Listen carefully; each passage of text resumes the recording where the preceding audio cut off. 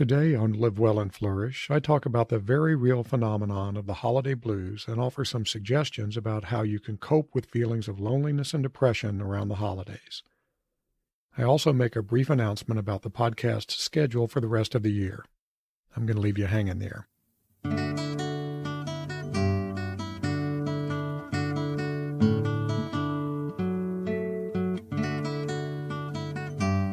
Welcome to Live Well and Flourish, where I help you understand what it means to live a flourishing life. I'm your host, Craig Van Slyke. If you're ready to think beyond material and external success, if you're ready to take control of who you are and the kind of life you live, if you're ready to flourish, this is the podcast for you. Well, it's the holiday season. This episode is coming out the day before Thanksgiving in the United States. Christmas and Hanukkah are just around the corner. For many people, the holidays are a time of great joy. Seeing family and old friends, trips back home, renewing family traditions, and reviving pleasant memories. This is true for many, but not for all. For a lot of folks, holidays bring reminders of loss, loneliness, and depression. It's sad, but it's true. Recently, I've been fighting some of these feelings myself. I'm not a melancholy sort. Generally, I'm pretty upbeat and optimistic, and when I get into a funk, it doesn't last long. But in the last few years, I lost my younger brother on Christmas Eve, and last year, my mother right before Thanksgiving. When my brother passed, I had to call Mom and tell her that her youngest son had died unexpectedly. We'd been waiting for him to arrive at our annual Christmas Eve dinner, and he was uncharacteristically late, and we couldn't get him by phone or by text. So my older brother and I drove about 90 minutes to my younger brother's condo. We couldn't get in, and after calling the police to get into the condo, we learned that he had died in the night. It was a bad scene despite my family's general stoic tendencies. And so now I have a couple of not-so-pleasant memories that are associated with the holidays. I share this tale to illustrate how, for some, holidays are connected with bad memories and experiences. By the way, I'm not depressed or anything of the sort, so don't worry about me. But many people do get sad around the holidays. Blue Christmas isn't just an Elvis song. I think it was Elvis. Holiday depression is a real thing. So what can you do if you're not feeling so jolly during the holidays? First, and maybe most importantly, is to realize that there's nothing wrong with you. You're not some weirdo for feeling bad during the holidays. When it seems like everyone around you is happy and excited and you're feeling down, it's easy to fall into the trap of thinking that there's something fundamentally wrong with you. There isn't. You're not alone in your feelings. In fact, my guess, that sounds odd, in fact followed by my guess, but anyway, my guess is that many of the people around you are hiding some sadness behind a happy facade. You're most assuredly not the only one feeling down, and your feelings are your feelings. They're completely valid. Depression isn't the only form of holiday blues. It's also common and, for many of us, natural to feel a little lonely during the holidays, especially if you're not able to be with friends and family, and sometimes even if you are. Even outside the holidays, social isolation can lead to all sorts of bad things, including loss of sleep, reduced physical activity, increased stress, increased depression, and even an increased chance of a stroke or heart attack. All of this gets amplified during the holidays since we often associate the holidays with being around friends and family. By the way, working from home doesn't help with this. My own research shows that social isolation can have negative effects on teleworkers and students taking online classes. My point in bringing this up is to, once again, tell you that your feelings of social isolation around the holidays are pretty common and pretty reasonable. Again, you're not the only one. All of the commercial activity around the holidays doesn't help the situation. It's pretty hard to escape ads on television and social media, holiday specials, decorations and Christmas lights, holiday music playing incessantly in stores and offices. It's all pretty in your face. Even SiriusXM has insisted on putting the Country Christmas Channel or something like that on my favorites list. I didn't put it there. So it's pretty easy to get the false impression that your sadness or loneliness is an isolated case. Trust me, it isn't. According to the National Alliance on Mental Illness, 64% of people report being affected by holiday blues. Not only are you not alone, according to this report, you're in the majority. Look, it seems pretty natural to get a little bummed out around the holidays, especially now. We're living in strange, uncertain times. A seemingly never-ending pandemic, a threat of nuclear war. God, I thought that was over with, but apparently not. Inflation and other economic uncertainties. It seems reasonable to be concerned. And it's not hard for that concern to morph into anxiety and depression. Throw the holidays on top of this, feeling down isn't surprising. When you start feeling down during the holidays, it's critical to guard against a building cycle of depression. The cycle goes something like this.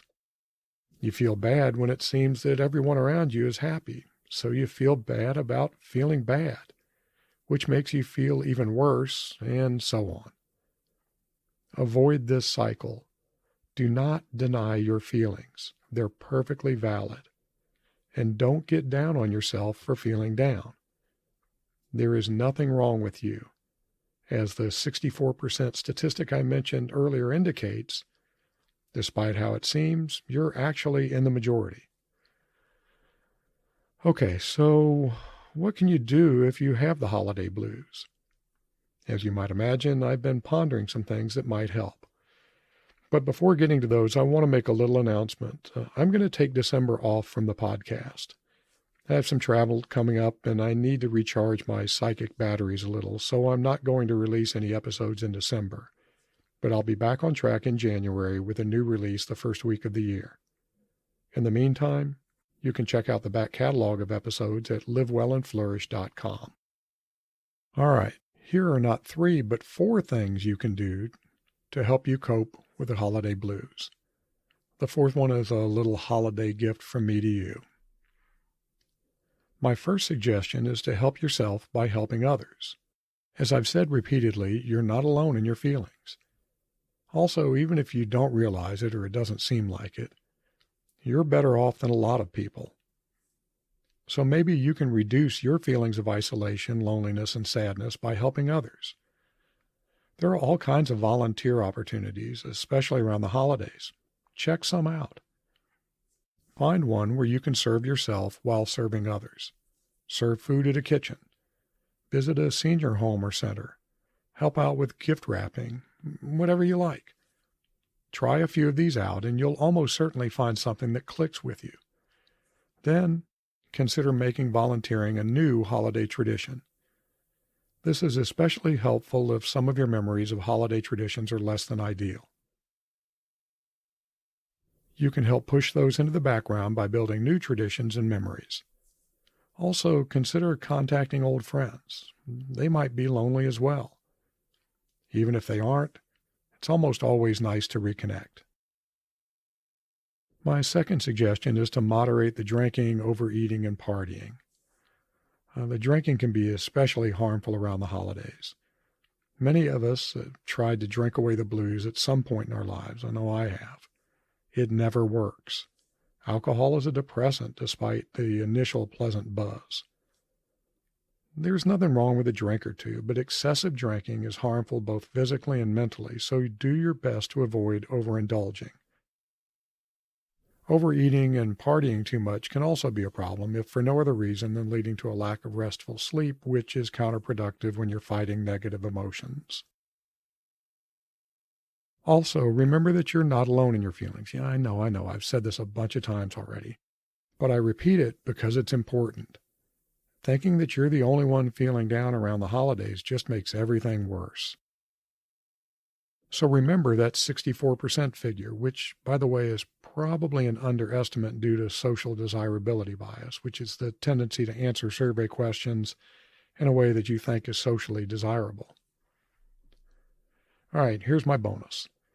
If you're feeling depressed, lonely, or otherwise blue, get some help. Seeking help when you need it is a sign of strength, not of weakness. If you have insurance, it probably covers counseling. If you don't, there are free services available. If you're in the United States, you can call or text 988 from your mobile phone to be connected with counseling and mental health referrals. Or you can visit mentalhealth.gov. Even talking things over with a friend can be immensely helpful. If you don't have anyone to talk to, you can contact me. I'll talk to you. You can email me at livewellandflourish@pm.me. That's livewellandflourish@ P as in Paul, M as in Mary, .me. Or you can just go to livewellandflourish.com and click on Contact Craig. It's up towards the top of the page. There's a little form you can fill out. Now, I'm not a counselor or a mental health professional or anything like that, but I can be a sympathetic ear. Before closing, I want to take a moment to thank you. Putting out this podcast is an important way for me to serve my purpose, helping others flourish. It's good to know that I'm not talking into a void, and I very much appreciate you taking the time to listen. Let's wrap up this episode and live well and flourish for 2022 with one of my favorite quotes, and yes, I know I've used it before, at least I think I have. It's from Marcus Aurelius. When you arise in the morning, think of what a privilege it is to be alive, to think, to enjoy, to love. Remember, no matter how lonely you feel, there are people out in the world that care about you. I do. Until next time, be well, my friends. I produce Live Well and Flourish because of my dedication to helping others live excellent lives. I don't accept sponsorships and I don't want your money. The only thing I want is to help you and others flourish. If you've received some value from this episode, please share it with someone that might also benefit from listening. The best way to do that is to direct them to livewellandflourish.com. Until next time.